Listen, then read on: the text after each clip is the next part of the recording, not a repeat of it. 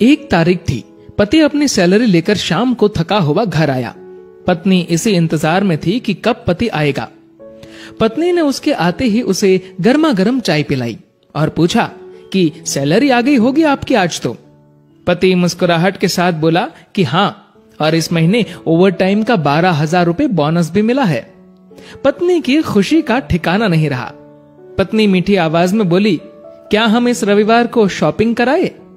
तो पति बोला कि ठीक है, लेकिन सिर्फ एक शर्त पर, कि यदि तुम हफ्ते में कम से कम एक बार मेरी माँ से फोन पर बात कर उनका हाल पूछोगी तो।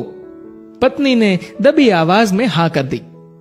पति सिर्फ ये चाहता था कि उसकी माँ और उसकी पत्नी के बीच जो भी अनबन है वह दूर हो जाए। ठीक 2 मिनट बाद पति के मोबाइल पर माँ का फोन आया। उधर से माँ बोली, कैसे हो बेटा? बेटा बोला, माँ मैं ठीक हूं।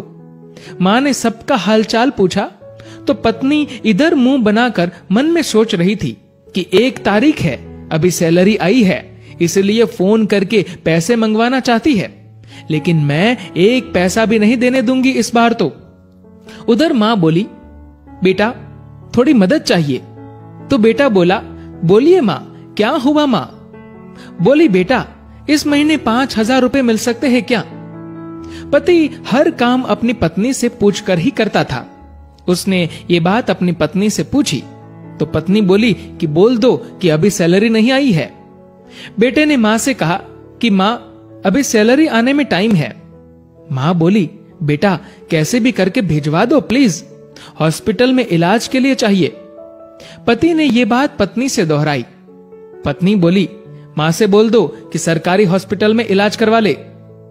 पति ने माँ को यही सलाह दी तो माँ बोली, बेटा उधर इलाज सही से नहीं होता और वह ध्यान भी नहीं रखते।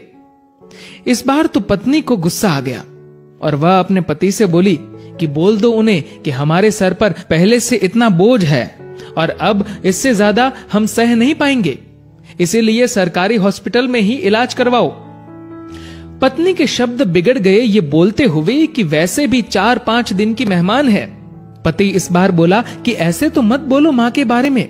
इस बार पति को थोड़ा गुस्सा आ गया, लेकिन मन को शांत करते हुए माँ से बोला, माँ इस महीने नहीं हो पाएगा, इसलिए सरकारी हॉस्पिटल में ही करवा लीजिए आप इलाज।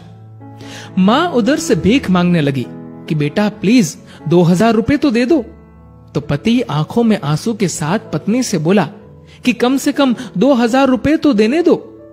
पत्नी गुस्से में थी, लेकिन जैसे तैसे मान गई और बोली कि ठीक है, बोल दो कि 2,000 रुपए भिजवा देंगे कल।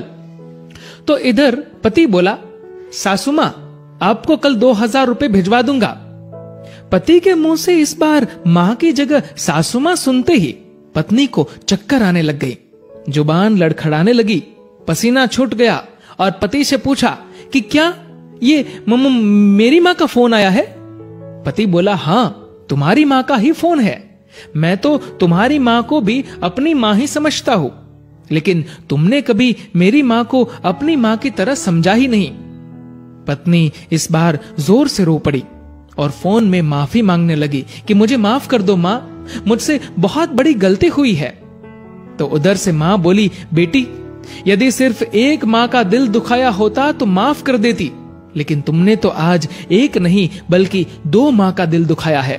यदि आज मैं तुम्हें माफ भी कर दूं तो भी ऊपर वाला तुम्हें माफ नहीं करेगा। दोस्तों, ऐसा माना जाता है कि अगर ऊपर वाला भी माँ का कर्ज चुकाने आ जाए तो वो भी कंगाल हो जाए। एक माँ खुद मौत के मुंह में जाकर जिंदगी को जन्म देती है। उस माँ का सम्मान करे।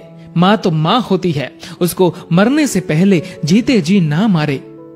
दोस्तों, इस कहानी को लेकर आपकी क्या राय है नीचे कमेंट करके जरूर बताएगा। और दोस्तों, अगर आपको ये वीडियो अच्छा लगा हो तो इस वीडियो को लाइक करिएगा और ज्यादा से ज्यादा लोगों तक शेयर करिएगा। और दोस्तों, ऐसे ही और भी इंस्पिरेशनल वीडियोस के लिए सब्सक्राइब करें हमारे यूट्यूब चैनल को और फेसबुक पर फॉलो करें हमारे पेज को। धन्यवाद।